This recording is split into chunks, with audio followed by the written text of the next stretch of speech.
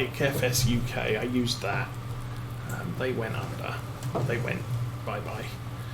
And the farming agency also had their own site, which was very handy for getting their versions of the various maps that were on the mod hub.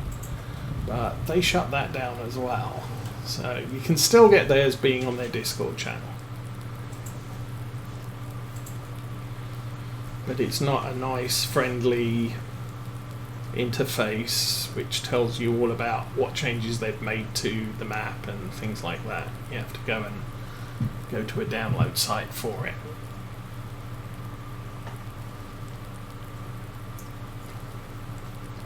Which is a no-frills, file repository.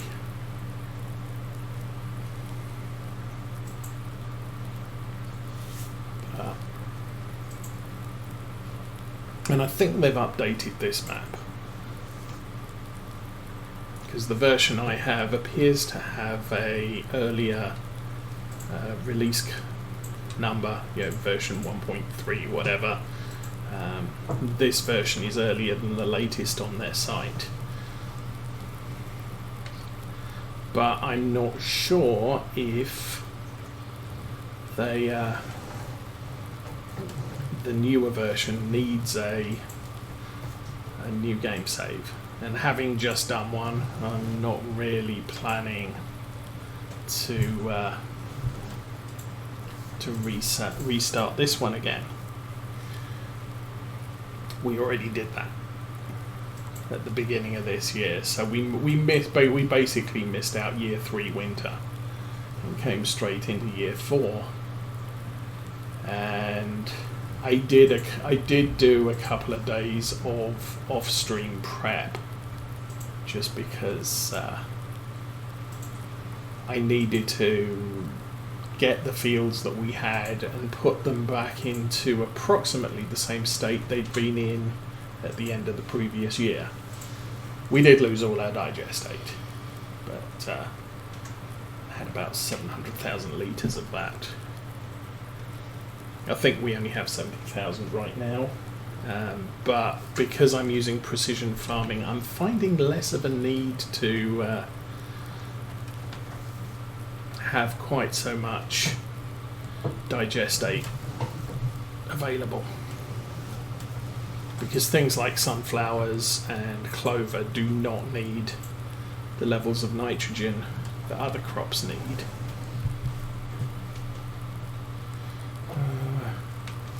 Flip, yes. Let's back that up again, so that looks a little bit.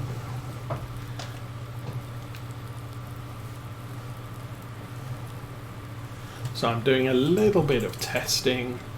I haven't tried with oilseed radish yet, which is why I've put oilseed radish in one of our 2 cereal fields, or what were cereal fields this year, and digestate in the other one. Primarily because I didn't think I had enough digestate to cover both fields. It turns out maybe I would have, but because I'll be planting canola, which for me is an unknown, and sunflowers, which is a low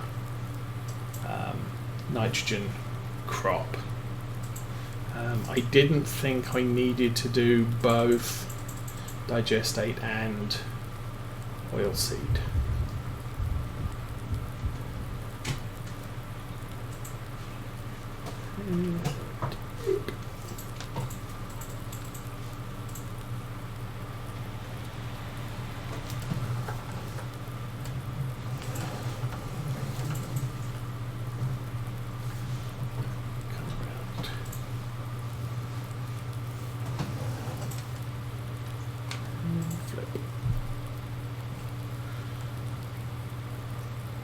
How are we getting on? We may be about halfway.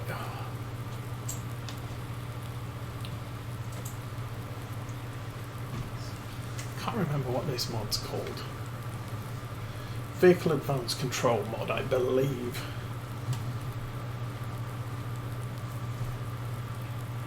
The one thing I wish I knew how to do would be put the handbrake on so tractors don't roll when you're in the middle of performing a equipment flip or something like that. But I didn't see anywhere to add that function, so you just have to sit there with the foot brake on until the handbrake engages. Kind of weird, but I can do that. I just keep forgetting to.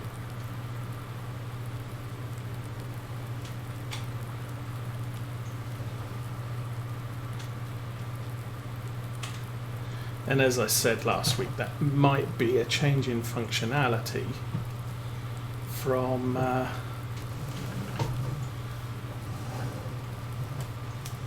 the update that they did to the mod week before last.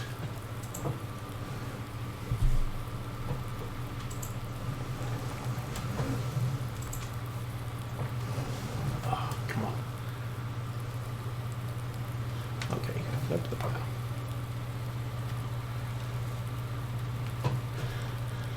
So now we're sat with the handbrake on. We're good.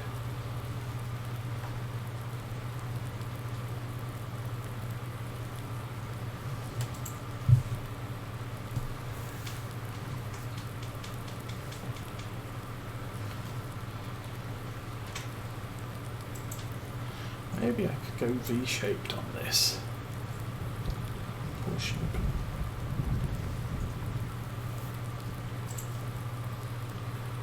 So yeah, had I not kept up with their feeding for summer, this is the point I would start pushing to improve the health of the sheep, because we're just on the run down to breeding season. I think that happens in late fall.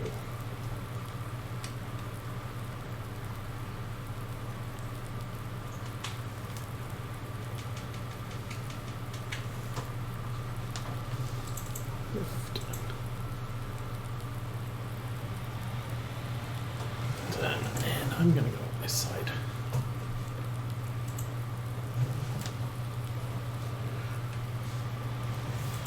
And I'm of the opinion, I don't know whether it's true, that you want to get the best output from your animals, you want to ensure that they are very high health in the critical parts of the year. So for sheep, summer is not critical. I could just stop feeding them everything and just let them eat the grass on the fields, except this particular field's not working out for us. Their health would drop, but if in fall we started back on the clover feed and the sugar beets, then their health would return for when it's breeding season. Although I don't see how breeding season could be adversely affected by low health, but maybe it results in fewer pregnancies, so that could be a thing. But at least for now, not something I'm planning to test. But then their main production is spring with the wool. So I would lose out on wool production. Not that that's necessarily a problem, because we do make a heck of a lot of wool.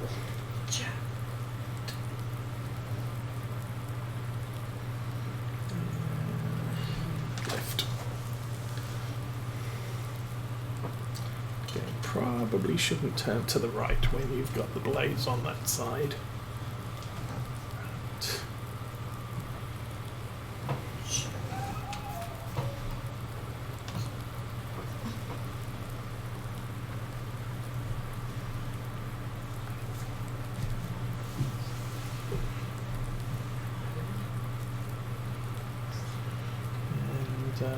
My experience with cows, they do eat a heck of a lot. You get up to 50 cows and it starts being a major chore to keep them fed and watered.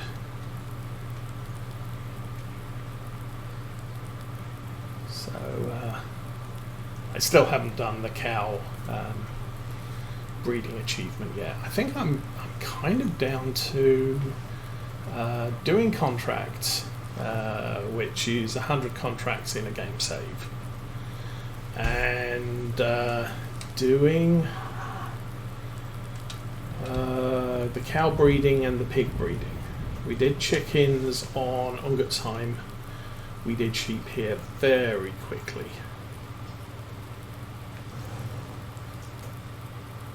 Although with you play with seasons, it completely alters that whole dynamic. Base game, it's just there's a new sheep every 12 hours, whereas this one you wait 9 months and then there's as many sheep as you bought in babies, so you complete that breeding in the first year. I think you have to do 30. We started with 50 sheep, so 50 sheep in the first year. Thank you, Dan. Pigs are not necessarily complicated. You really need to have your own animal trailer. Do not rely on paying someone else for shipping, because that will eat into your profits.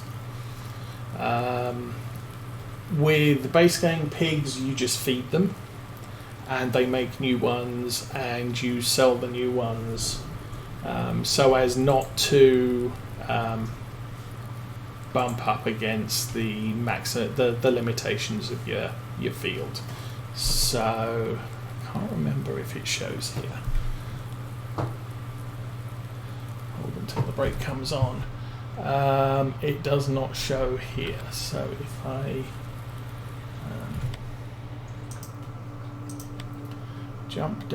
let's jump down to here, visit, and there we go.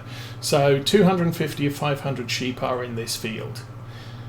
When you're doing pigs, you're going to have a limit, and this is a animal extended display mod or something like that shows this particular information. But if you've got a pen that only allows 100 pigs, don't get close to the 100.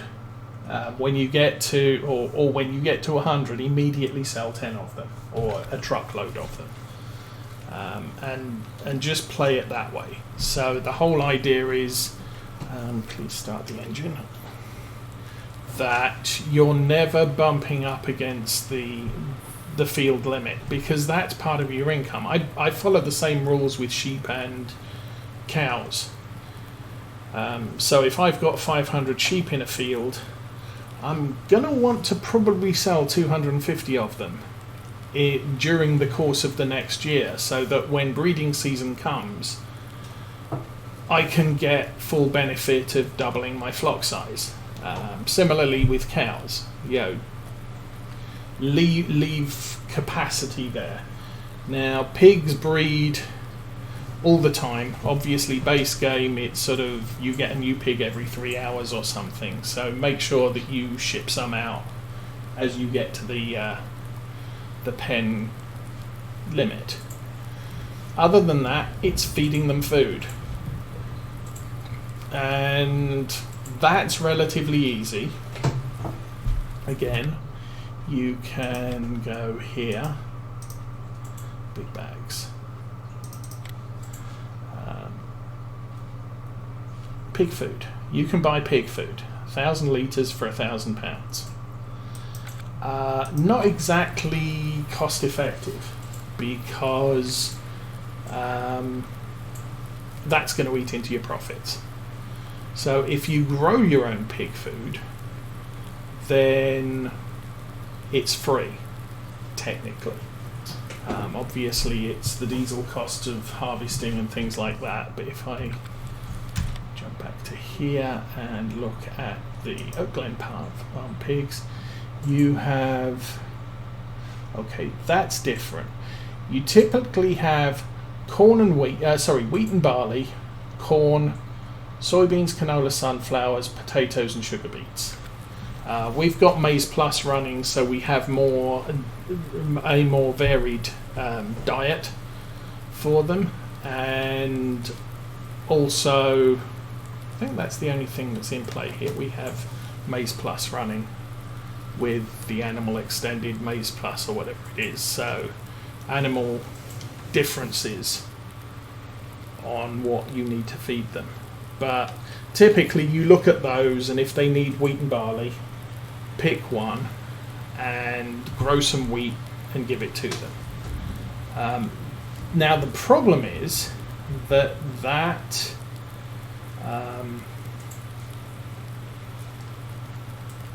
while it's free to you food, you're actually losing out on potential income that you'd get from the food.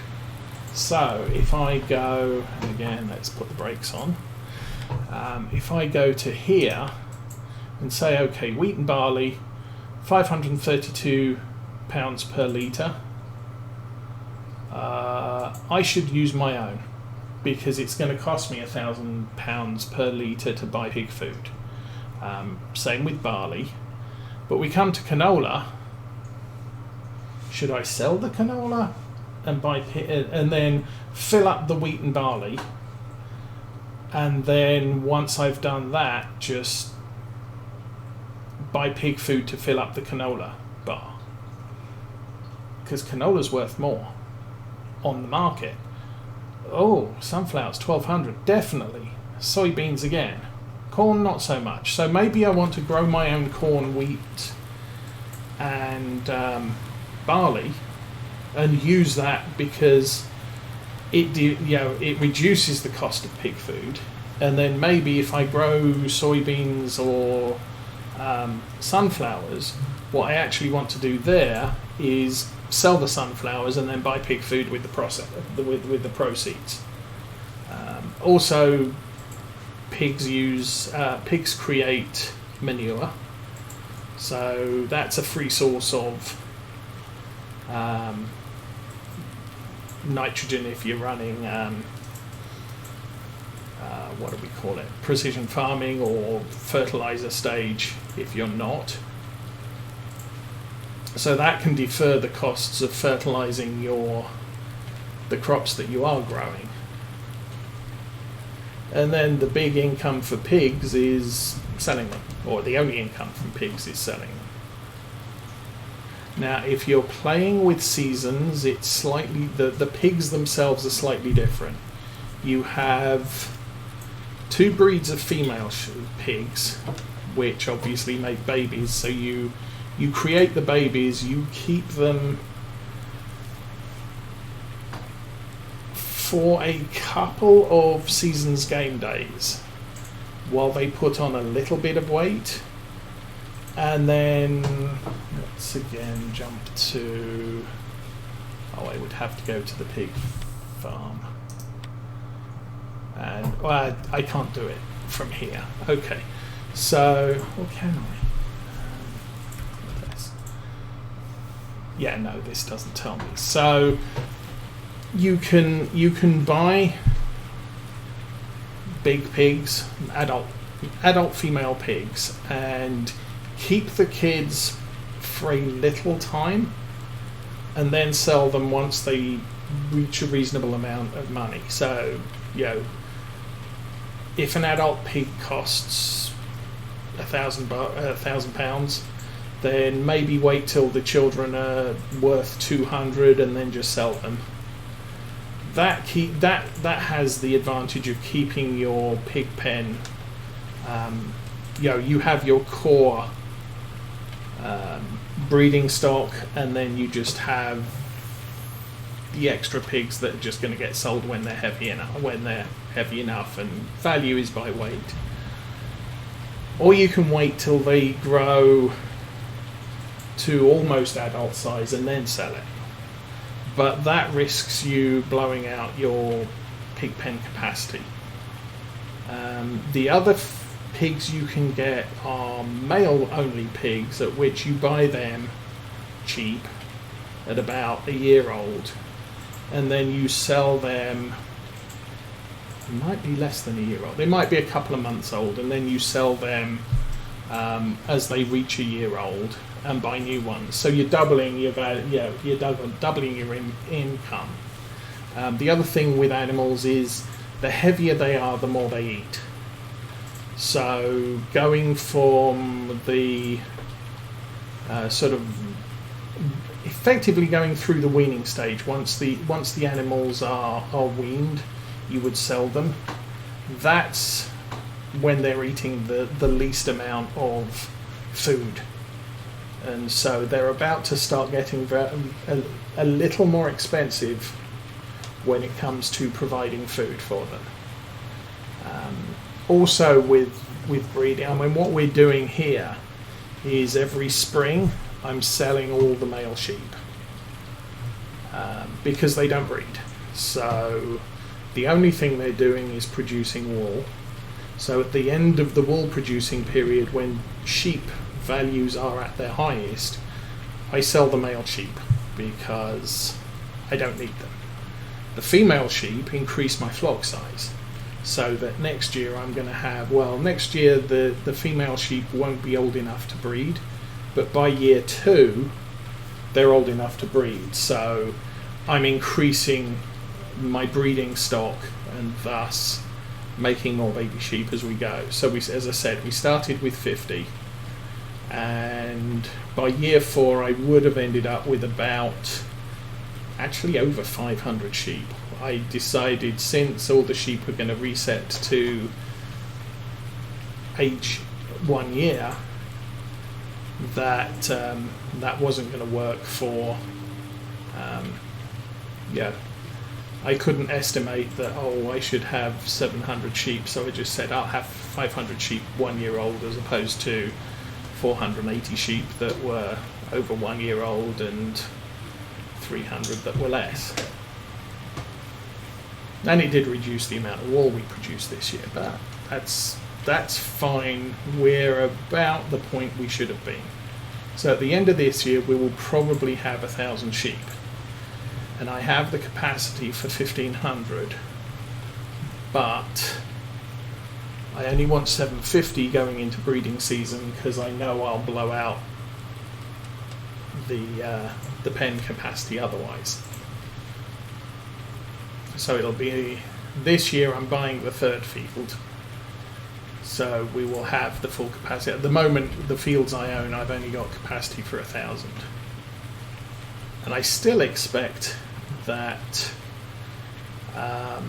we will probably end up with losing some sheep from breeding because there isn't enough room if I'm not careful.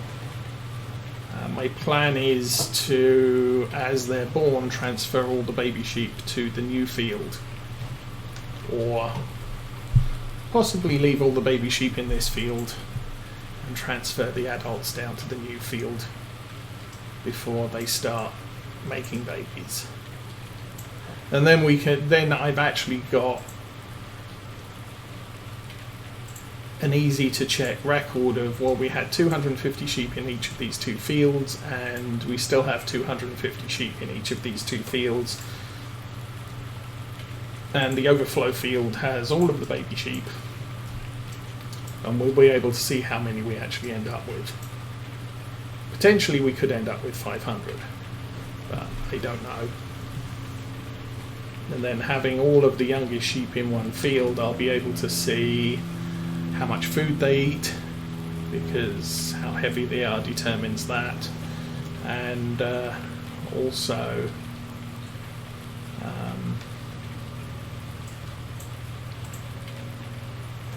how much wool they create compared to the others. Yeah, I did do pigs on Oakfield, but it was literally, Farm Sim 20 or 19's coming out. Maybe I should complete the pig breeding achievement.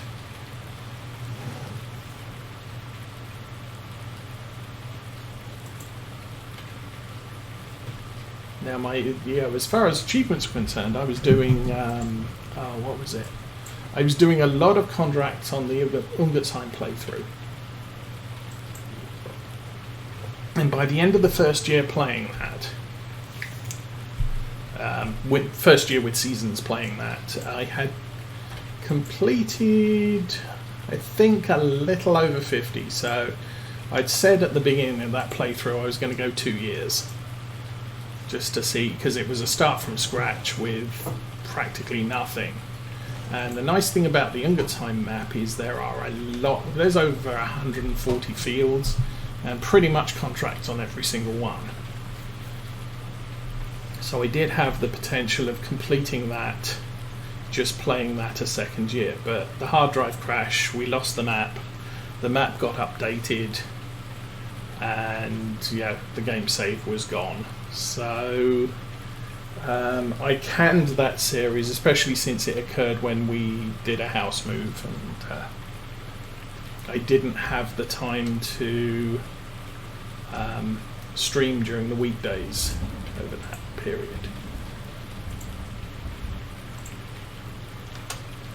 However, the restart here, I think we are doing quite well on. That's the thing. We're already up to 35 at the end of the first year, and I may be able to fit in another one. Yeah, some more. And I don't think we're close to being at the end of the year. Yeah, it's fall. We're just getting into harvest time. I don't think our fields are going to take 9 days to do, so there are going to be more fertilization contracts, cultivating contracts and stuff like that we can pick up and just eventually get to the point where we've done 100 contracts. Yay. The only problem I have is doing cows and pigs. I haven't looked at yet.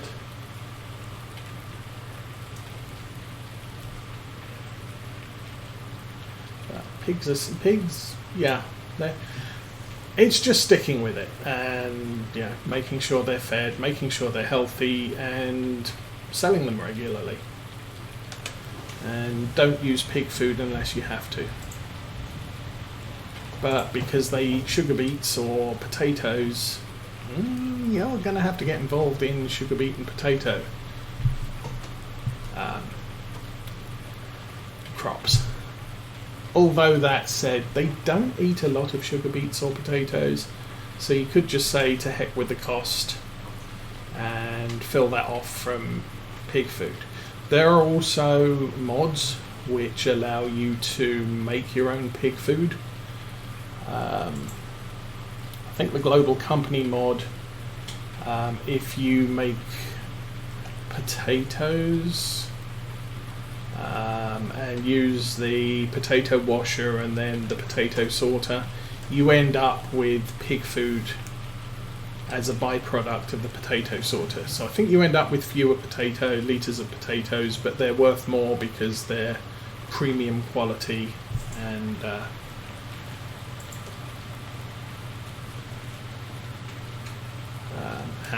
stuff. There's one that Dagwin was doing.